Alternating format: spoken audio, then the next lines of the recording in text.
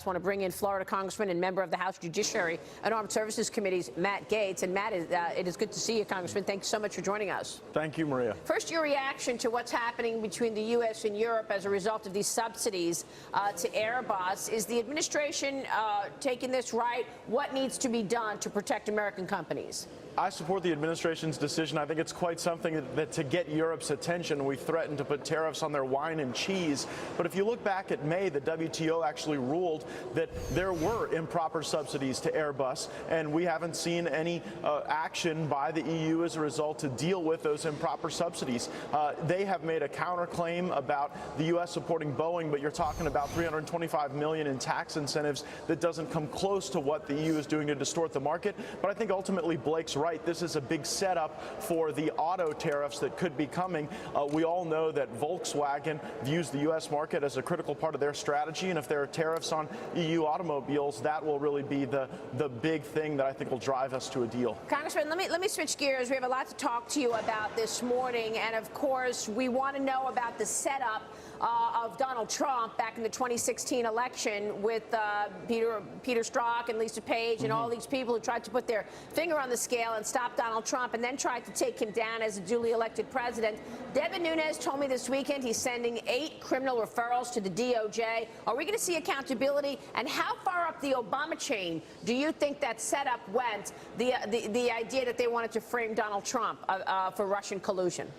The fastest way to get to that accountability is to have the Director of National Intelligence, Dan Coats, immediately declassify the over 50 transcripts that Devin Nunes and others took during depositions before the House Intelligence Committee. I'm most interested in seeing the transcripts of Brennan and Clapper and Comey and McCabe, because I think they detail the decision tree all the way into the Obama White House that allowed political opposition research to be used as an intelligence document, which is the whole reason the country was divided for 22 months over a Russian collusion story that we now know is false. Well, they also had information that was feeding through the State Department. You had Sidney Blumenthal, Hillary Clinton's good friend, sending dossier snippets through the State Department, as well as outsiders sending snippets through the FBI.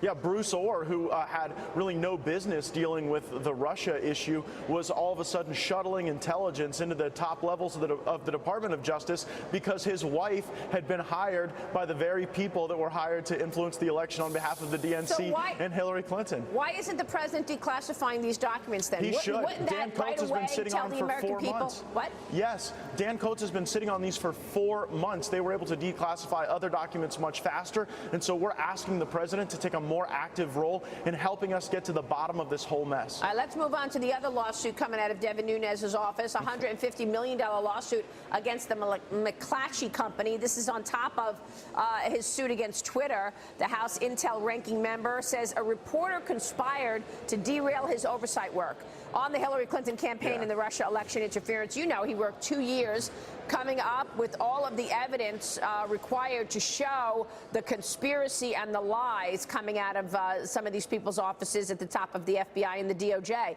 This filing 1 day after he's going to said he's going to send those criminal referrals to the DOJ. Here's what he told me on Sunday. 5 of them are what I would call straight up referrals. So just referrals that name someone and name the specific crimes.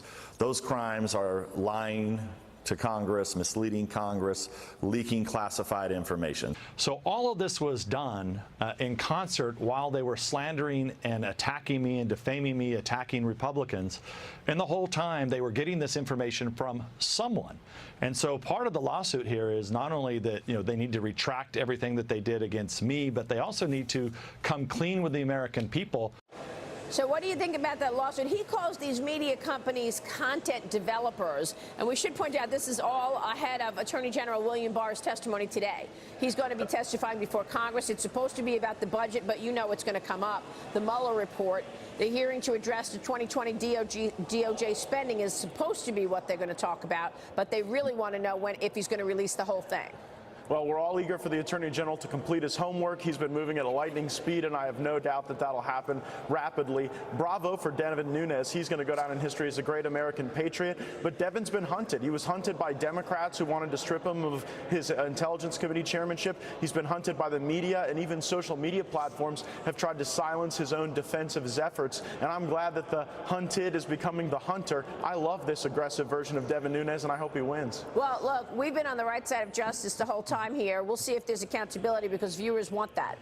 Absolutely, and I think the best way to get there, let's declassify this information, let's get the Mueller report out into the public square, and let's start holding the people accountable who so perverted our system of justice that they tried to overthrow the duly elected president and divide the country. Yeah, the problem is unless you actually have accountability, people don't trust the FBI. I mean, these agencies have been politicized, guys. It'll happen again. The problem is if we don't get to the bottom of how this occurred and how we allowed a political movement to be targeted by their opposition, I don't want this to happen to Republicans or Democrats. And right now, there's a clear hole in the system. Time to plug it up. Congressman, thank you.